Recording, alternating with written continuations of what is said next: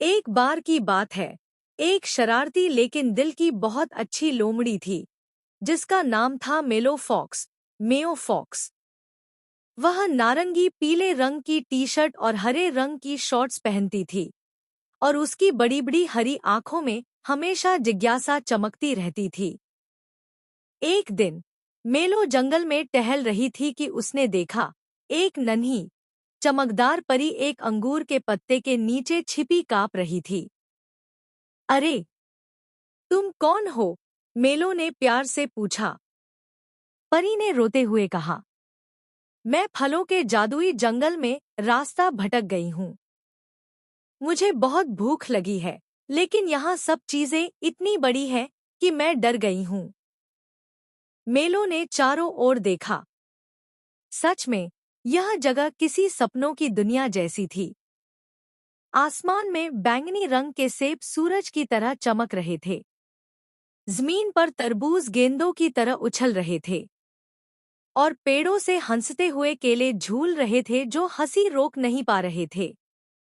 मेलो ने हंसते हुए कहा, चिंता मत करो, मैं तुम्हें तुम्हारे घर पहुंचा दूंगी। लेकिन पहले ये बताओ, ये चमकते सेब क्या करते हैं?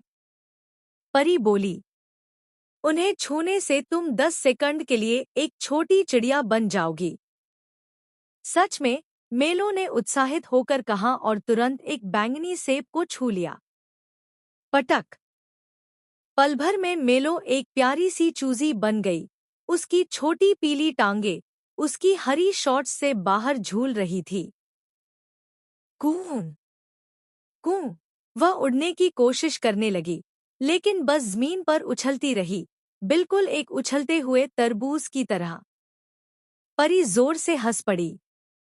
हाँ हाँ, मेलो, 10 सेकंड पूरे हो गए। और तुरंत ही मेलो फिर से अपनी असली लोमड़ी बन गई। वह सिर खुजाते हुए बोली, ओफ, यह तो बहुत मुश्किल जादू है। परी मुस्कुराई और एक हंसते हुए केले की ओर इशारा किया। अगर तुम यह केला खाओगी, तो 10 गुना तेज भाग सकोगी। वाह, यह तो मजेदार है। मेलो ने केला तोड़ा और झटपट खा लिया। चमक की एक लहर के साथ उसकी टांगे बिजली की तरह दौड़ने लगी। ओह नहीं, मैं तो परी को पीछे छोड़ रही हूँ, वह चिल्लाई। वह इतनी तेज दौड़ी कि उछलते हुए तरबूजों से टकरा गई, और सारे तरबूज चमकते हुए तारों की तरह आसमान में उड़ गए। परी हंसते हुए अपनी जादुई छड़ी घुमाती है और मेलो की शर्ट को छूती है। चम! तुरंत मेलो की रफ्तार धीमी हो जाती है। तुमने मुझे बचा लिया, मेलो ने कहा।